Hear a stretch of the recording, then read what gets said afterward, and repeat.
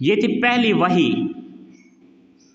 جس میں مسلمانوں کو نمازوں کا حکم نہیں دیا گیا، گناہوں سے باز رہنے کا حکم نہیں دیا گیا، بلکہ تعلیم حاصل کرنے کا حکم دیا گیا ہے۔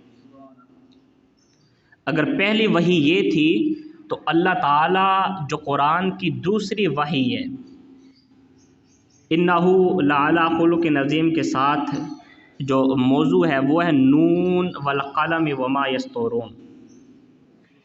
تو قرآن کی دوسری وحی وہ ہوتی جس میں اخلاق کا بتایا جاتا، جس میں نماز پڑھنے کا حکم دیا جاتا، جس میں بت پرستی سے باز رہنے کا حکم دیا جاتا، جھوٹ، غیبت، شراب خوری، زناکاری سے بچنے کا حکم دیا جاتا۔ نہیں، یہاں پہ بھی اللہ تعالیٰ نے فرمایا نون والقلم۔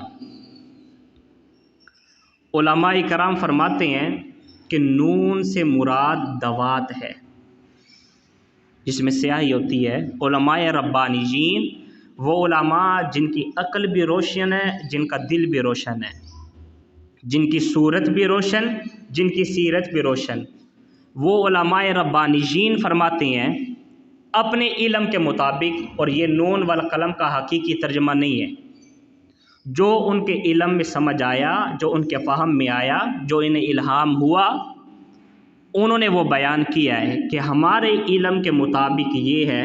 باقی نون یہ حروف مقطعات میں سے ہیں، اس کی اصل کیا ہے، اصل معنی کیا ہے، اس کے راز کیا ہے، وہ یا تو خدا جانتا ہے اور یا پھر مصطفیٰ جانتا ہے۔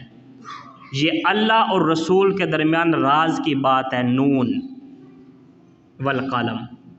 کوئی بندہ اس کا معنی نہیں جانتا۔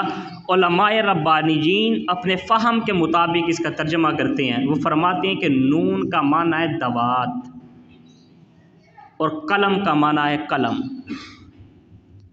فرمایا کہ جس طرح پہلی وحی کے اندر لوگوں کو، امت کو علم حاصل کرنے کی ترغیب دی گئی ہے، نصیحت کی گئی ہے، دوسری وحی میں بھی علم کی طرف اشارہ ہے کہ علم حاصل کرو، وہ کیسا بھی علم ہے، وہ لوگوں کو نفع پہنچانے والا ہو، وہ عوام، وہ بچوں کو ترقی کی طرف لے جانے والا ہو، وہ اللہ کی ذات کی طرف لے جانے والا ہو، علم حاصل کرو۔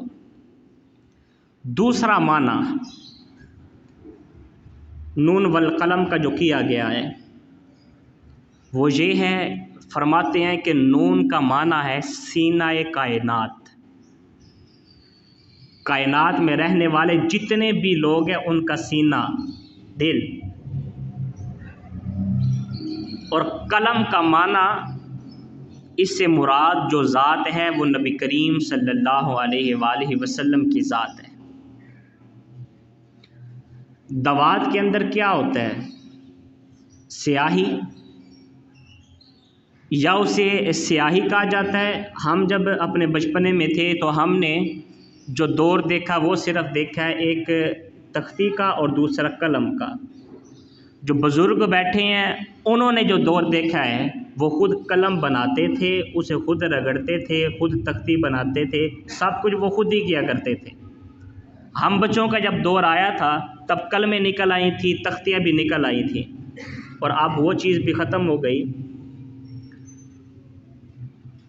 تو قلم دوات کے اندر اسے سیاہی کہا جاتا تھا یا روشنائی کہا جاتا تھا، یہ دو نام تھے، یا سیاہی یا روشنائی، خواہ وہ کالے رنگ کی سیاہی ہو یا نیلے رنگ کی سیاہی ہو، نام یہ دو ہی تھے۔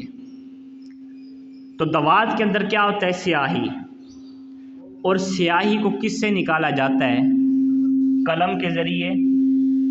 آپ دوات کے اندر سے جب سیاہی نکالنا چاہیں گے تو قلم کا استعمال کریں گے، اگر ویسے نکالیں گے تو وہ ضائع ہو جائے گی، گر جائے گی، کام کی نہ رہے گی۔ تو دوات کے اندر سے سیاہی کو نکالنے کے لیے قلم کی ضرورت پڑی۔ نبی کریم صلی اللہ علیہ وآلہ وسلم کی آمد سے قبل یہ کائنات، یہ عالم جس حال سے گزر رہا تھا اس حال کے اندر گناہ بے شمار تھے، اور ہر کبیرہ گناہ اپنے عروج پر تھا۔ جس میں سب سے بڑا جو عیب تھا، جو سب سے بڑا گناہ تھا، وہ تھا بت پرستی کا، جسے سب سے اعلیٰ درجے پہ رکھا گیا تھا، اور اتنا اعلیٰ کیا گیا، اتنا اوپر لے جایا گیا کہ اللہ تعالیٰ کے گھر کے اندر بھی 360 بتوں کو رکھ دیا گیا اور ان کی عبادت کی جاتی، جن میں لات و عزیٰ کو سب سے بڑا خدا مانا جاتا تھا کہ ان جیسا کوئی خدا نہیں ہے، دوسرے جو خدا ہیں ان کے پاس وہ طاقت نہیں جو ان دونوں کے پاس طاقت ہے۔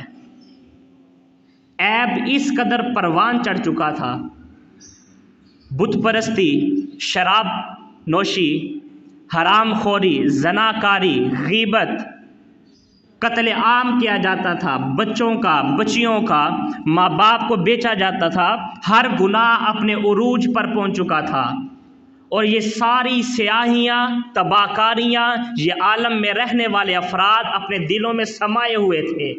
تو اس وقت ضرورت تھی کہ ایسے قلم کی کہ وہ ایسی قلم آئے جو ان سیاہیوں کو آ کر ان کے دلوں سے پاک کر دے۔ تو اس وقت جس شخصیت، جس ذات کو اللہ تعالیٰ نے قلم کی صورت میں پیدا کیا، وہ نبی کریم صلی اللہ علیہ وآلہ وسلم کی ذات ہے۔ علماء فرماتے ہیں کہ اللہ تعالیٰ نے یہاں پہ جو بات فرمائی ہے نون والقلم، جو قلم کی قسم اٹھائی ہے وہ رسول اللہ کی قسم اٹھائی ہے، واو قسمیہ، والقلم، اور مجھے قلم ہے، مجھے قسم ہے قلم کی، یہاں پہ جو قسم اٹھائی جا رہی ہے وہ رسول اللہ صلی اللہ علیہ وآلہ وسلم کی اٹھائی جا رہی ہے کہ میرے محبوب سے قبل تم لوگوں کے سینوں کے اندر زنا کی سیاہی تھی، غیبت کی سیاہی تھی، حرام خوری کی سیاہی تھی، شراب نوشی کی سیاہی تھی، قتل عام کی سیاہی تھی، بت پرستی کی سیاہی تھی۔ میرا محبوب آیا، وہ ایسی قلم بن کے آیا کہ اس نے تمہارے دل کے اندر سے گناہی کی سیاہی کو دور کر کے ایمان کے نور سے تمہارے دلوں کو منور کر دیا ہے۔